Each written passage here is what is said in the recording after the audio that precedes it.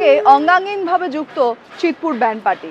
এক সময় বাবু বিলাসের সঙ্গে জড়িয়ে ছিল এই চিৎপুর ব্যান্ড, তার সবটাই এখন ইতিহাস। শুধুমাত্র বিয়ে বাড়ি, দুর্গাপুজোর ভাসান এইসবেই এখন দেখা মেলে এই চিৎপুর ব্যান্ড পার্টিদের। কেমন আছেন তারা, কিভাবে কাটছে তাদের জীবন, শুনে নেব সেই সব গল্প।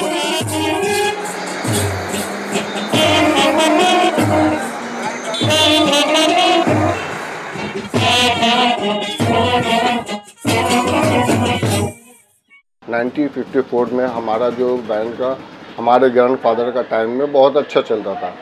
ऐसा था कि हमारा ग्रैंडफादर अकेला वाहिद काम करते थे और ग्रैंडफादर के घर पे कम से कम 10 लोग थे, वो मेंटेन होते थे इसी कारोबार से। वो चलते गया, फिर उसके बाद जो हमारे फादर ने इस कारोबार को संभाला। फादर के बाद जब हम लोग ये कारोबार में हैं तो कारोबार चला, लेकिन अभी कोरोना से पहले तक का हमारा कारोबार तो ठीक था। कोरोना के बाद जो है हमारा कारोबार बहुत ठप चल रहा है, मतलब कम चल रहा है कारोबार। तो हम तो यही कहेंगे कि मतलब कि इस कारोबार को चेंज किया जाए। तो दूसरे कारोबार पे जब ध्यान देते हैं तो वो उनका भी कारोबार का यही अवस्था है, तो मैं जाऊं तो कहाँ जाऊं?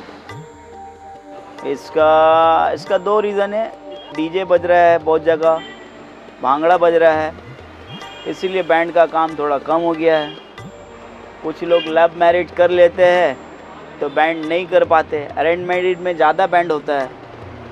ऐसा सिचुएशन है अभी। ये बिजनेस में अभी आस्ते आस्ते कम हो रहा है और मेरे ख्याल से फ्यूचर में ये बिजनेस ख़त्म हो जाएगा। देखिए अभी कोई भी कॉलेज में म्यूजिशियन नहीं सिखाता है, कुछ भी पढ़ाई लिखाई होता है तो डॉक्टरी है, इंजीनियर है, वकील है, ये सब का पढ़ाई लिखाई ज़्यादा होता है। म्यूजिशियन का कोई पढ़ाई नहीं होता है और कोई सीखना भी नहीं चाहता अभी के ज़माना में, क्योंकि ये काम को उतना रिस्पॉन्स नहीं देता कोई। ये सिर्फ मैरिड में चलता है और कुछ फेस्टिवल है, दुर्गा पूजा है, काली पूजा है, छठ पूजा है और भी फेस्टिवल है। कोई जैसे बर्थडे पार्टी हो रहा है, उसमें कोई शॉप का ओपनिंग है या कोई सेलिब्रिटी स्टार आया है, वो सब में बैंड लगता है। हर बाजा की कीमत अलग अलग होती है, ठीक है। जैसे ये बाजा है, ये बाजा की कीमत कम से कम आपको नहीं तो 14 से 15 हज़ार रुपये तक आ जाती है। उसी तरह से और बहुत सारे बाजे हैं, वो सबकी कीमत लगभग 10,000, 12,000, 15,000। सैक्सोफोन आते हैं 20 से 25,000, 30,000 तक आते हैं। तो हम लोग ये सबको खरीदते हैं और अपने ग्रुप में रखते हैं। और ड्रेस वगैरह जो है ये हम लोग का 6 महीने के अंदर ड्रेस चेंज करना पड़ता है। नया ड्रेस जो मतलब हम लोग देखते हैं कि हाँ कौन सा कलर शादी ब्याह में चलने वाला है, तो उसी कलर के हिसाब से हम लोग ड्रेस चूज़ करते हैं और बनवाते हैं। और कभी ऐसा भी होता है कि हमारा ड्रेस सक्सेस भी हो जाता है, कभी ऐसा होता है सक्सेस अनसक्सेस रहता है, तो फिर हमको दोबारा फिर बनाना पड़ता है। हम लोग का ये जो मार्केट है ये कंपटीशन मार्केट है, हर कोई ये चाहता है कि हम अच्छा से अच्छा काम करें।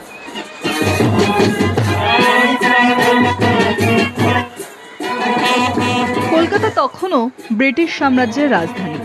সেই শহরের উত্তর দিকের রাস্তায় চিৎপুর মহাত্মা গান্ধী রোডে একসময় সারি সারি ব্যান্ড পার্টির দোকান ঝলমল করত। ঝুলন্ত ট্রাম্পেট, বাঁকানো টিউবা আর কাচের ঘরে বন্দি ইতিহাস আজও বলে সেই গৌরবের দিনগুলোর কথা। ये जो पिक्चर है मास्टर मजनू, ये बहुत ही मशहूर आर्टिस्ट है क्लैनेट में, ऑल ओवर इंडिया इनका नाम है ऐसे क्लैनेट में। इनके फादर ये बिजनेस शुरू किए थे, उसके बाद से अच्छा हमारा नाम रहा क्लैनेट में। इससे टॉप मास्टर भी बंगाल में तो नहीं है, ऑल ओवर इंडिया इनका नाम है। इनके बाद हम लोग हैं चला रहे हैं इनको।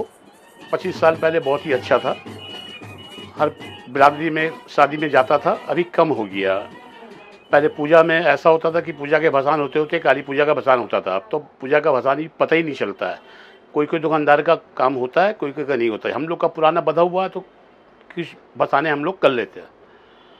उसके बाद अब काली पूजा है, उसके बाद अगहन का लगन स्टार्ट होता है नवंबर से, 15 नवंबर से, वो 1 महीना करीब चलता है। फिर गैपिंग होके दूसरा सीजन आता है माघ फागुन का, वो सीजन भी 2 महीना करीब चलता है। फिर उसके बाद 1-2 महीना गैपिंग आता है, तो फिर बैसाख जेठ गर्मी का लगन आता है।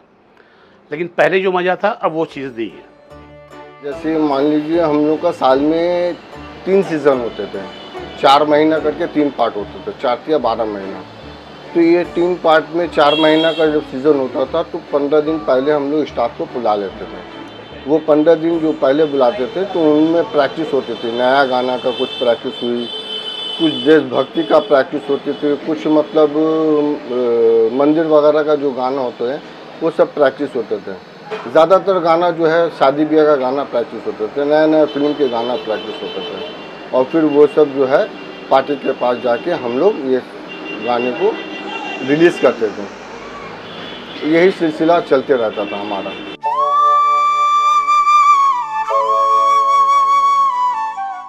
প্যান্ডেলে প্যান্ডেলে মায়ের আগমনে হোক বা দুর্গাপুজোর বিসর্জনে, ক্লারিনেটের সুর আর বেস ড্রামের তালে পা মেলাতো শহর কলকাতার অলিতে গলিতে মোড়ে মোড়ে। ব্রিটিশ আমল থেকে এই সুর কলকাতার রক্তে মিশে গেছে, কিন্তু সময় বদলেছে। বক্স, ডিজে সংস্কৃতি আর ভয়াবহ যানজটে কমেছে ব্যান্ডের কদর। और बंगाली लोग में तो शुभ माना जाता है म्यूजिशियन को। जैसे बंगाली लोग में शादी होता है, मॉर्निंग में जाता है जल भरने के लिए, शाम में फिर बारात आता है लड़का का, फिर मॉर्निंग में फिर लड़की को विदाई करता है। ये सब में हम लोग का प्रोसेसिंग अभी ज़्यादातर बंगाली लोग में काम ज़्यादा चल रहा है। ये बिजनेस जब तक चल रहा है चला रहे हैं, फिर शायद मेरे बाद मेरा जनरेशन शायद नहीं चलाने मांगे, क्योंकि ये बिजनेस में ज़्यादा प्रॉफिट भी नहीं है और ज़्यादा इनक्रेज भी नहीं है, मतलब गैदरिंग नहीं है, काम का कोई ये नहीं है। लगन आता है, लगन में बैंड बाजा चलता है, ऑफ लगन में कोई बैंड बाजा बुक नहीं करता है। काम जो है हम लोग का जो बिजनेस है इस तरीके से मार खाया हुआ, इस तरीके से मतलब डाउन हुआ है कि हम क्या बताएं। कुछ करने का दिल नहीं करता है, परिवार चलाना मुश्किल पड़ जाता है, फिर भी हम लोग करते रहते हैं कि एक उम्मीद पे जो होता है ना, दुनिया कायम है, तो उसी उम्मीद पे देखते हैं कि इस साल नहीं हुआ, अगले साल हमारा कारोबार सही चलेगा, अच्छा से चलेगा, लेकिन होता नहीं, फिर भी उम्मीद करते रहते हैं हम लोग। দুর্গাপুজোর আলো, ঢাক আর ধুনুচির পাশে যখন এমজি রোডে বাজে ব্যান্ড, তখন শিহরণে কেঁপে ওঠে ট্রাম লাইন। এ শহর যেন আবার তার কৈশোরে ফিরে যায়। ঐশ্বর্য খানিক ম্লান হলেও সুর মরে না। শহরের আনাচে কানাচে বেজে ওঠে ট্রাম্পেট, ড্রামের তালে তালে নেচে ওঠে নস্টালজিয়া। মানুষের ভালোবাসায় বাজিয়েদের আশা বেঁচে থাকে।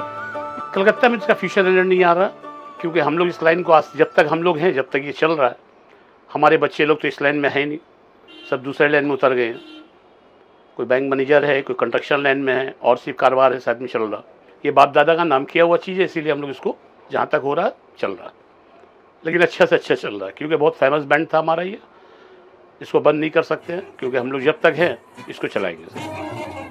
ये कारोबार जो है खुशी का कारोबार है कि जिसके घर में खुशी होगी तो वो हमें बुलाएंगे हैं।